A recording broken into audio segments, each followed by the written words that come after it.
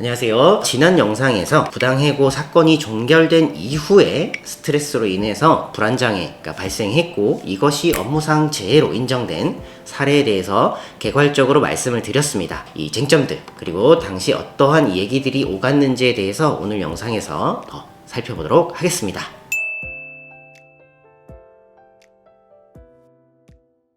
사건의 쟁점입니다. 보통 해고를 당하면 너무 억울하죠. 난 잘못한 게 없는데, 물론 이제 내가 잘못한 게 있더라도 스트레스 받는 건 맞습니다. 근데 부당하게 해고를 당했다면 더욱더 억울하겠죠. 이 사건 재해자의 경우에는 해고를 당한 이후에는 병원을 좀 다니시다가, 근데 어쨌든 회사를 안 나가게 되잖아요. 그러면서 병원 치료는 중단을 하셨습니다. 그리고 오히려 복직하는 과정에서 본격적인 치료를 시작을 했습니다. 그 이유를 살펴보면은 첫 번째로는 회사에 사직 종용이 있었습니다.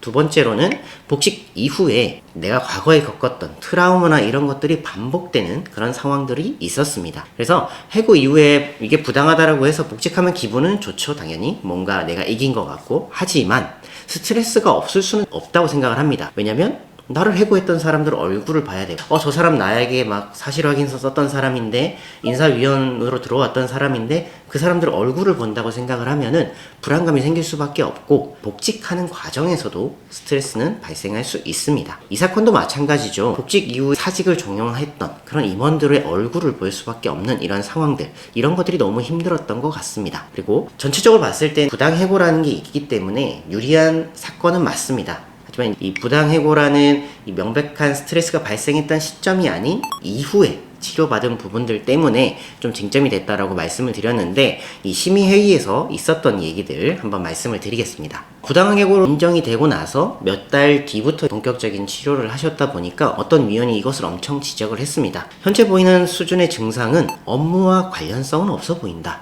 왜냐면 해고는 옛날에 발생을 했고, 해고가 부당하다라고 인정이 됐음에도 너는 몇 달 뒤에 정신과 치료를 시작을 했기 때문에 내가 봤을 때는 이건 업무와의 관련성이 없다라고 처음부터 그런 얘기를 하시더라고요, 위원님이. 저는 이거 해고 사건이랑은 좀 관련은 없어 보여요. 뭐 이렇게 단정을 하시면서 말씀을 하셨습니다. 좀 약간 불안감은 있긴 했습니다. 그래서 이 전체적인 결과를 봤을 때는 5명이 승인 의견을 주셨고 2명은 불승인 의견을 주셨는데, 아마 이 불승인 의견 주신 분이 심의 당시에 그것을 지적했던 그분이 아닐까 생각을 합니다. 다수의 위원님들은 산재라고 보셨죠. 재해자에게 있었던 고충, 전체적인 과정들을 좀 보셨던 것 같고, 불승인 했던 분들은 너무 기계적으로 좀 본 건 아닐까라고 저는 개인적으로 생각을 하고 있습니다. 그래서 복직 이후에 치료를 왜 시작을 하셨는지, 그리고 해고 당시에는 왜 치료를 하다가 중단을 했는지, 이런 것들을 세심하게 물어보시는 위원님들도 있었습니다. 그래서 저분은 고충을 최대한 이해를 하고 계시는구나 라고 생각을 했습니다. 이렇게 해서 이제 산재심의는 총 7명이 진행을 해서 뭐 5대2, 4대3 이런 식으로 승인 의견이 더 많을 때 다수결로 결정이 됩니다. 해고나 복직 이런 일련의 과정으로 인한 스트레스를 충분히 인정을 해줬다 라고 보시면 될 것 같고, 지난 영상에서 설명을 드렸지만은 이 사건에서는 이 해고라는 과도한 징계에 대하여 정신적 스트레스를 느꼈다. 그리고 해고, 구제 신청, 소송, 복직 이런 과정에서 정신적 스트레스가 상당했을 것으로 보인다. 그렇기 때문에 이거는 업무와 관련성이 있다. 이런 결론을 내린 거죠. 제가 좀 주장하고자 했었던 부분들이 잘 판정서에 좀 포함이 됐다라고 저는 생각을 합니다. 마치면서 말씀드리고 싶은 거는 이 스트레스가 발생한 시점이랑 병원을 가신 시점은 가까울수록 좋습니다. 승인된 사례들을 보면은 스트레스 요인과 내원 시점이 가깝다 이런 표현들이 많이 나와요. 인과성이 그만큼 있다라는 거고, 그래서 꾹 버틴다고 좋은 건 아닙니다. 증상이 발생했을 때 빨리 병원에 가시는 게 늘 유리합니다. 제가 지난번에 드라마 얘기도 말씀드렸는데, 서울 자가에 사시는 그 김 부장님도 심장의 고통을 느끼시죠. 엘리베이터에서 막 심장 고통을 느낍니다.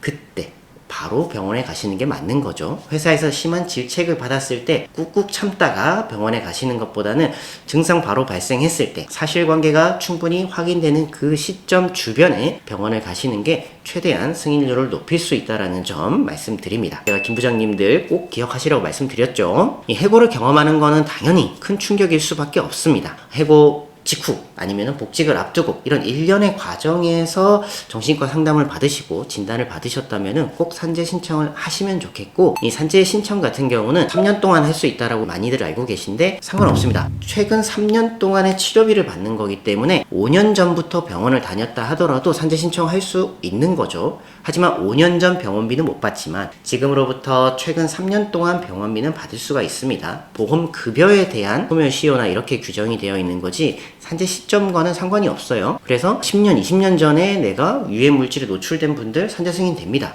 이런 부분들 오해 없으시길 바라고, 제가 말씀드린 내용들을 보시면서 내 내용과 비슷하다라고 하시면 댓글 달아주시면 제가 답변 드리도록 하겠습니다. 영상 보시고 도움이 되셨다면 언제나 좋아요와 구독 부탁드리고, 많은 분들에게 영상이 퍼질 수 있게끔 여러분들이 많은 관심 가져주시면 좋을 것 같습니다. 댓글은 제가 정기적으로 확인하고 있으니까 편하게 댓글 남겨주시면 제가 확인하고 여러분들에게 도움될 수 있는 내용들 꼭 남겨드리니까 달아주시면 좋을 것 같습니다. 오늘 영상은 여기서 마치겠습니다. 감사합니다.